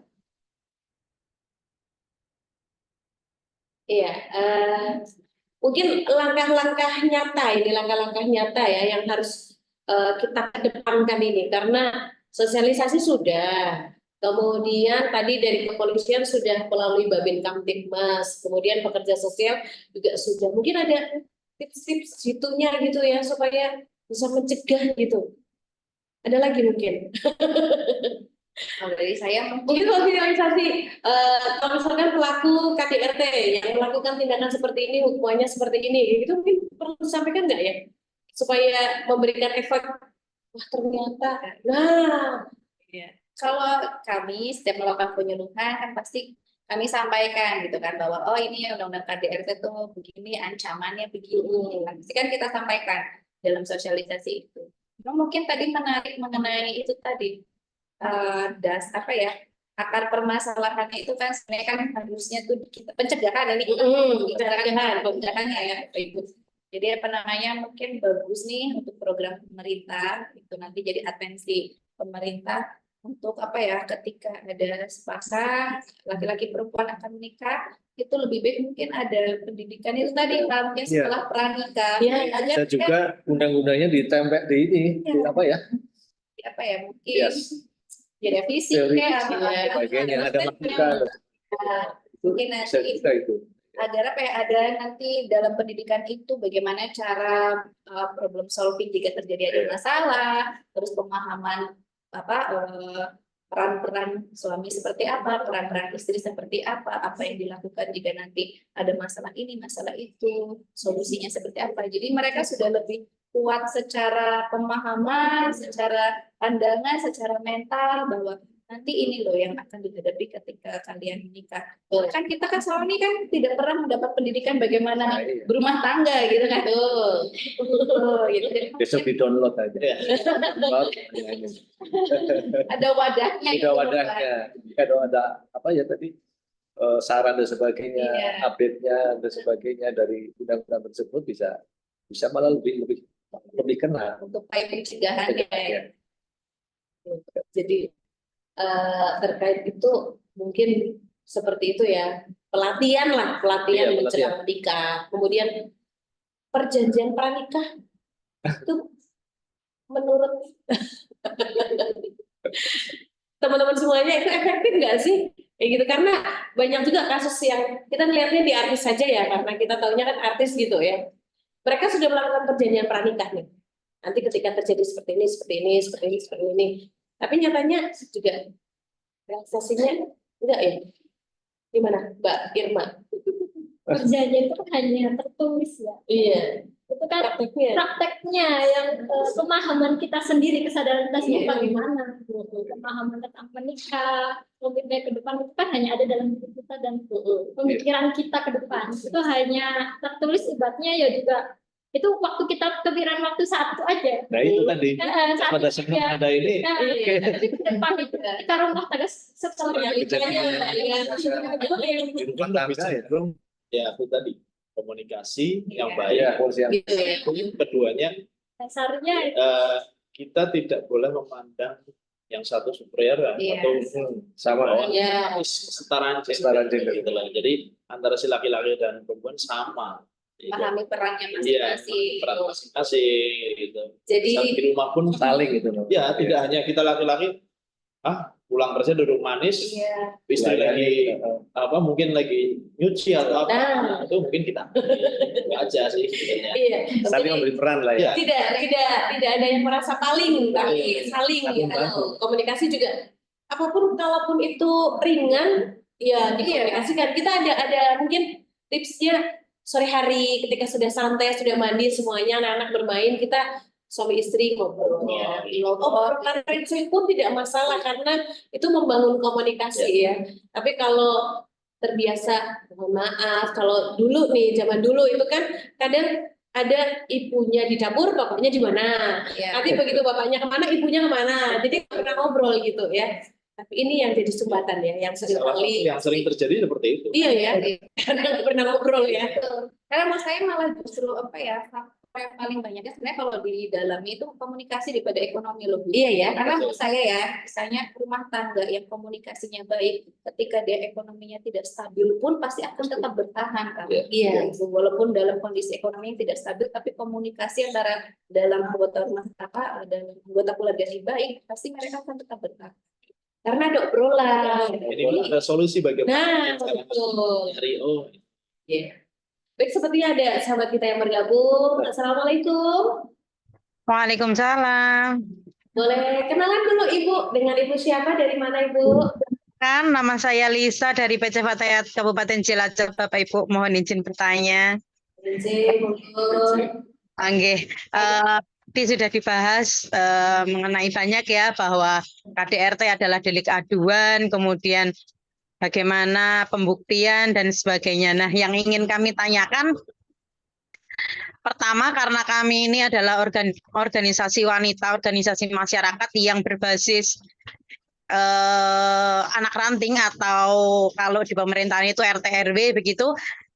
Upaya apa yang bisa kami lakukan untuk sekedar ikut mensosialisasikan undang-undang ini ya, karena mungkin di tingkatan bawah itu masih banyak yang belum memahami begitu tentang KDRT ini. Kemudian yang kedua, apakah semua yang tadi disebutkan itu yang ada pendampingan kasus, misalnya di Mbak Irma tadi ada rumah aman ya, kemudian ada upaya memberikan bantuan dan sebagainya, kemudian tadi visum dan sebagainya, itu apakah berbayar atau tidak begitu?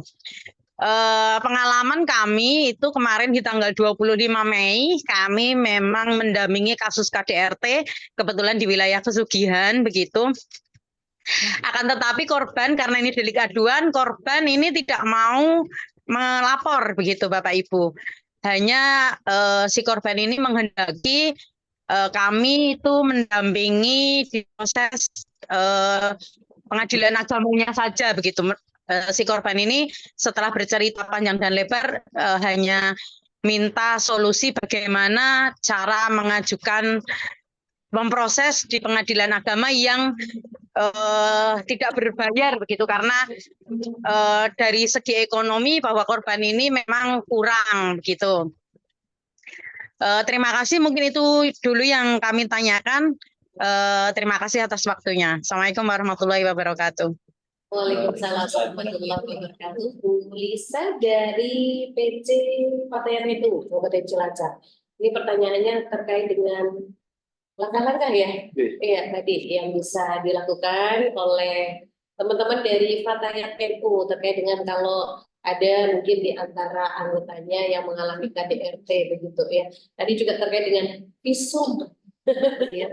Ini karena banyak kasusnya mungkin, waduh nanti kalau saya laporan biayanya banyak, padahal korbannya adalah orang-orang yang tidak mampu. Ya, silakan. Saya bantu jawab dulu, mungkin nanti ada yang ditambahin dari Mbak Santa atau Mbak Yesi. Kebetulan untuk pelaporan visum maupun apa tidak ada berbayar Ibu.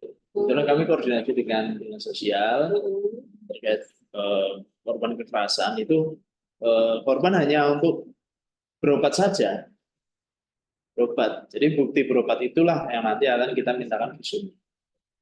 Kita biasanya koordinasi dengan dinas sosial, baik maupun visum kekerasan terhadap anak, semuanya kita koordinasi. Jadi untuk visum itu tidak ada namanya berbayar. Jadi jangan takut, gitu. Mau misalnya laporan nggak apa, justru dengan adanya pelaporan itu sebagai bukti bahwa terjadi suatu tindak pidana. Dugaan tidak pidana itu untuk mempercepat proses di persidangan. Biasanya seperti itu. Mungkin ada yang ditambahi, Mbak Santa atau Ya. Mbak Irma? Jadi intinya pelaporan proses hukum itu bagi korban itu tidak ada sepeser pun, Tidak ada biaya gitu. tidak ada biaya, tidak ada biaya, gratis. Mungkin kalaupun ini ya pengobatan gitu ya, pengobatan ketika dia mungkin mengalami kekerasan fisik, luka harus dirawat di rumah sakit. Nah itu yang mungkin tidak tercover oleh kami aparat penegak hukum. Tapi untuk proses penegakan hukum itu sendiri, mulai dari pengaduan kemudian sampai nanti persidangan itu tidak dipungut biaya apapun, termasuk visum itu kan itu dari penyidik yang mengajukan gitu. Terus kalau tadi kan ada kalau masalah bilang ke pengadilan agama berarti itu proses perceraian ya. Akhirnya solusinya katanya biar tidak berat biaya, adalah saya cerai aja mungkin seperti itu ya, karena ke pengadilan agama. Pengadilan agama kan itu kan ranah hukum privat gitu ya gitu. Jadi memang kalau dari mengurus di pengadilan agama ketika bercerai mungkin ada biaya administrasinya gitu. Karena kan jadi kan kita kan hukum itu kan terbagi antara hukum publik dan hukum privat gitu kan, yang mengatur masyarakat secara umum dan hukum antara perorangan. Kalau di pengadilan agama perceraian itu kan berarti yang privat kan, perorangan. Jadi kan itu ada biaya administrasinya.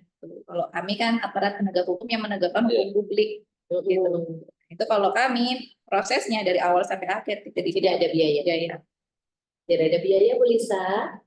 Yang ada mungkin terkait dengan pengobatan awal ya, Ya. awal ya. Dari hasil pengobatan itu kemudian nanti dimintakan visum ya dari pihak kepolisian. Mbak Irma. Sama dengan aparat hukum, kalau layanan di Dinas Sosial PPPA juga semuanya gratis, termasuk rumah aman, ada malahan ketika di rumah aman kita layani seperti di hotel. Dari makanan, pakaian tersedia. Kalau kan biasanya kan namanya korban kan buru-buru ya, Ya, mengamankan diri kan betul. nggak sempet tuh bawa baju, nggak bawa uang, nggak bawa apa gitu. Menyelamatkan diri gitu. Di sana nanti di rumah aman juga tersedia gratis, disediakan makanan dan juga pakaian, sandal, listrik gitu. Ya, tapi meskipun pelayanannya terjamin bukan berarti semuanya pengen. Ya, bukan. Iya. Jadi lagi-lagi bahwa negara, pemerintah itu sudah sedemikian prepare-nya gitu ya untuk menangani kasus kekerasan dalam rumah tangga dengan harapan bukan bertambahnya angka kasus tapi justru menekan angka kasus begitu ya. Tentunya tadi salah satu metode untuk menekan angka kasusnya yaitu dengan sosialisasi seperti ini ya, begitu. Bagaimana Bu Lisa? Sudah cukup puas dengan pertanyaan dari jawaban dari kami, Bu Lisa? Yes, terima kasih atas jawabannya. Oke, jadi kalau Bu Lisa mungkin mengetahui ya di sekitarnya ada yang melakukan kekerasan dalam rumah tangga, jangan sungkan-sungkan untuk ya berkomunikasi ya dengan dinas sosial, pemberdayaan perempuan dan juga perlindungan anak. Oke, Bu Lisa, Yes. semangat Bu Lisa dan juga teman-teman dari Fatayat NU Kabupaten Cilacap. Terima kasih. Baik, kami masih menunggu beberapa saat lagi untuk teman-teman mungkin ada yang akan mengajukan pertanyaan terkait dengan sosialisasi Undang-Undang Nomor 23 Tahun 2004 tentang penghapusan kekerasan dalam rumah tangga.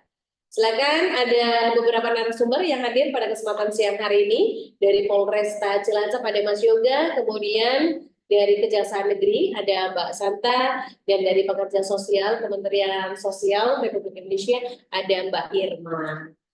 Oke, terkait dengan kekerasan dalam rumah tangga, tadi kan salah satu faktornya ekonomi, kemudian faktor lainnya hambatan komunikasi. Mungkin ditemukan faktor-faktor lainnya juga? Kalau selama dalam kita penanganan proses penyidikan, faktor utama pasti yang ada adalah faktor ekonomi. Kedua, komunikasi yang berhambat.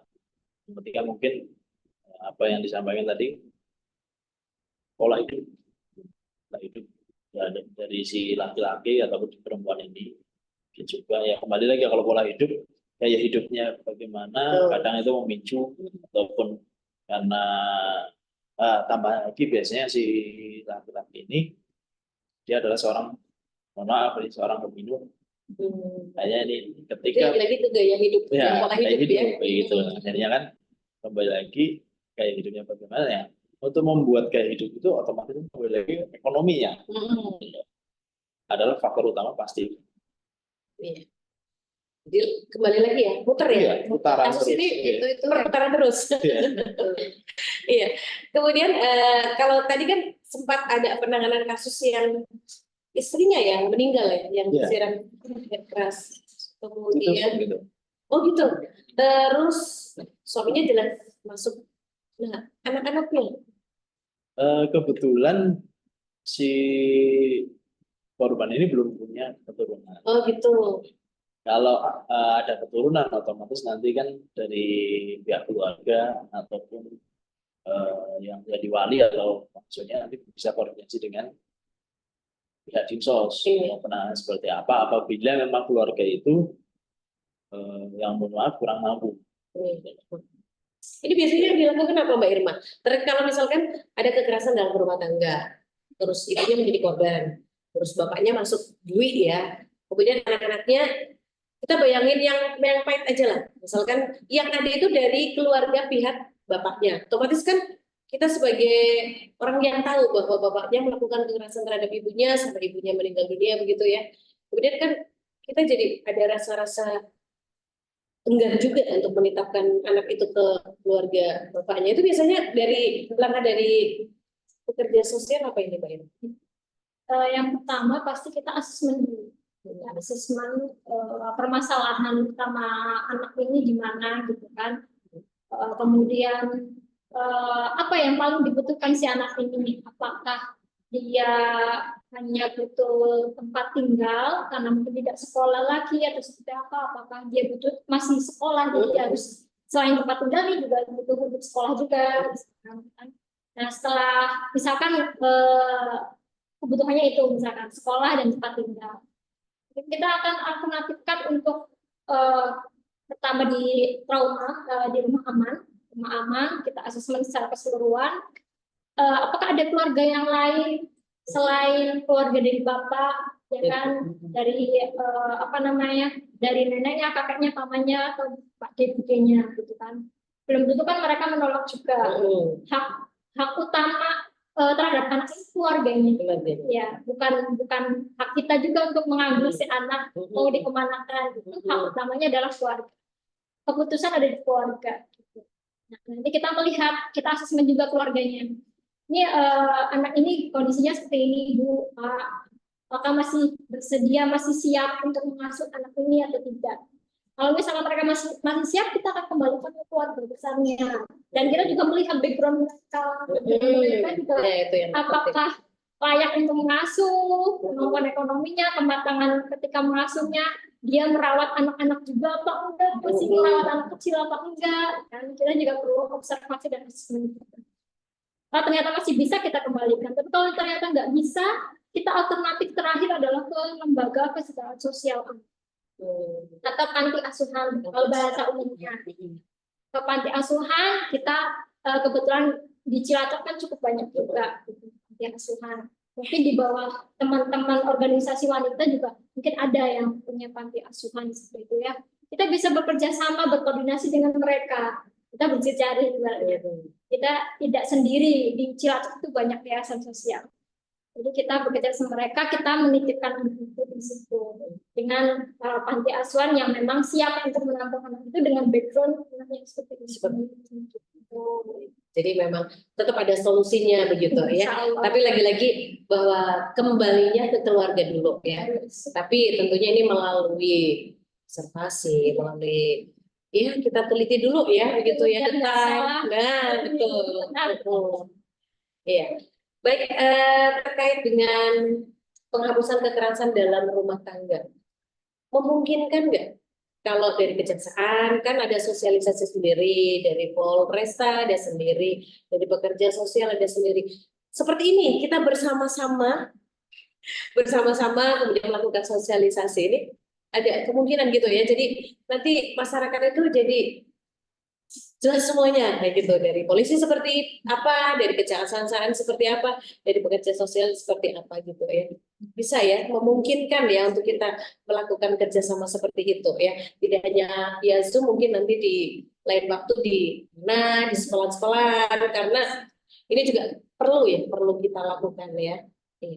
Karena bisa jadi seperti yang disampaikan lagi-lagi bahwa itu seperti fenomena gunung es, bisa jadi justru anak yang melakukan kekerasan terhadap temannya atau melakukan tindakan yang kriminal seperti ikut geng motor atau tawuran, itu bisa jadi mereka termasuk dari korban KDRT di rumahnya ya, dia merasa ada ketidaknyamanan di rumahnya karena faktornya ternyata setelah diteliti itu juga faktornya banyak seperti itu juga ya Mas Yoga ya, yang ditemui di kepolisian ini. Jadi apa yang disampaikan tadi Mas Santa seperti fenomena gunung es memang betul adanya, karena kebanyakan KDRT ini jarang yang berani mengungkapkan.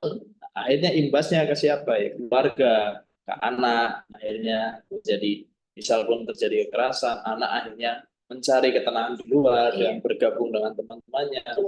Akhirnya terjadi mungkin perkelahian atau apa, kembali lagi nanti keluarga yang akan berpengaruh gitu loh. Ibaratnya nggak hanya si laki-laki dan perempuan, tapi ke keluarga nanti akhirnya, terutama anak. Menjadi korban paling banyak kan anak. Kalau kita telaah gitu ya Bu, kasus-kasus perlindungan anak, campur persetubuhan, itu kan korban-korban ini, perempuannya ini kan biasanya tuh dari latar belakang keluarga yang berkembang, dari bapak ibu yang acuh terhadap dia. Ini kan sebenarnya kan pengacuhan itu kan masuk ke penelantaran ya. Misalnya apa namanya, kadang ibunya pergi kerja nggak pernah memantau anaknya atau bapaknya kemana, bercerai, habis itu hidup masing-masing, anaknya yang jadi korban. Akhirnya dia tidak punya pegangan gitu. Dia gampang mengikuti arus, dibawalah mungkin sama laki-laki dewasa kemana, dia gampang terpengaruh begitu. Jadi sebenarnya dampak yang paling signifikan itu justru ke anak ya. gitu. Yang Nah, traumanya juga ketika walaupun mereka usianya masih kecil, ketika melihat langsung orang tuanya mendapatkan kekerasan, ini juga traumanya akan terus melekat ya. Mungkin nanti juga butuh pendampingan dari psikolog, psikiater gitu ya. Baik, sepertinya ada lagi Mas yang bergabung? Belum ada. Baik, terima kasih untuk para narasumber kita untuk kesempatan pagi hari ini hingga siang ini terkait dengan sosialisasi Undang-Undang Nomor 23 Tahun 2004 tentang penghapusan kekerasan dalam rumah tangga. Sebelum kita menutup obrolan kita pagi hari ini, mungkin ada beberapa hal yang ingin disampaikan dari Mas Yoga dulu. Mungkin silakan monggo untuk memotivasi masyarakat kita ikut berkontribusi mencegah dari kekerasan dalam rumah tangga. Monggo Mas Yoga. Mungkin dari kepolisian terutama untuk masyarakat dan yang terkait KDRT ini, salah satu yang utama adalah faktor komunikasi. Perbaiki komunikasi dengan keluarga, baik itu adalah laki-laki dan perempuan, juga terhadap anak. Karena dengan adanya komunikasi, untuk permasalahan sekecil apapun, itu bisa dicarikan solusinya. Asal laki-laki dan perempuan itu sama-sama saling memahami atau tidak menganggap salah satu lebih dominan. Itu aja. Baik. Mbak Anta? Dari saya mungkin dari segi penegakan hukumnya Bu, bahwa terkait korban, apabila kita menemukan di lingkungan sekitar kita mengetahui bahwa ada korban kekerasan, ayo kita tidak boleh acuh, jangan abai, jangan juga takut, kita segera amankan dia, kasih support untuk si korban, kita kasih tahu hak-hak dia apa, dan kita bantu dia untuk berani melaporkan. Karena kami penegak hukum tidak bisa bekerja tanpa kerjasama masyarakat juga, gitu kan Bu. Kemudian untuk korban, apabila semoga sih tidak ya, apabila ada pihak yang menjadi korban, juga jangan takut. Hal pertama yang perlu dia lakukan adalah mencari perlindungan untuk dirinya dia dulu. Sudah ada rumah aman, di kepolisian juga sudah ada fasilitas perlindungan untuk perempuan dan anak korban kekerasan. Jadi cari perlindungan terlebih dahulu. Orang-orang kalau dirasa keluarganya tidak mampu, masih ada lembaga-lembaga seperti Dinsos, kepolisian, kejaksaan, itu mengamankan diri dulu, kemudian berani untuk melaporkan. Gitu. Karena itu tadi seperti Mbak Irma bilang, kalau nanti dibiarkan akan jadi lingkaran setan yang tidak bisa terputus, begitu. Terima kasih Mbak Irma. Pesan saya sedikit untuk teman-teman atau bapak ibu yang wanita sebagai kepanjangan mungkin di lingkungan masyarakatnya, jadilah pendengar yang aktif untuk lingkungan sekitar. Jangan acuh dengan permasalahan yang di lingkungan kita.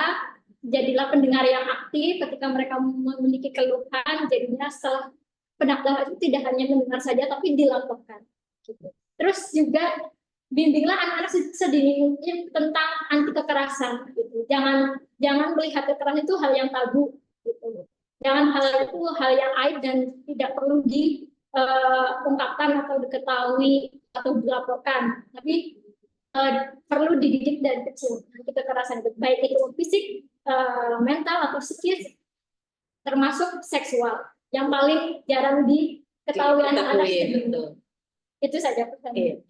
Baik, terima kasih Mas Yoga, Mbak Santa, kemudian juga Mbak Irma ya yang sudah ngobrol asik untuk kesempatan pagi hari ini, bahwa lagi-lagi bahwa komunikasi ya komunikasi, kemudian merasa saling, tidak ada yang merasa paling, berbagi peran mungkin ini juga menjadi salah satu tips ya untuk mengurangi kekerasan dalam rumah tangga. Kemudian tadi seperti Mbak Santa sampaikan bahwa ketika kita menyaksikan di lingkungan kita ada sesuatu hal yang tidak berjalan semestinya, jangan acuh.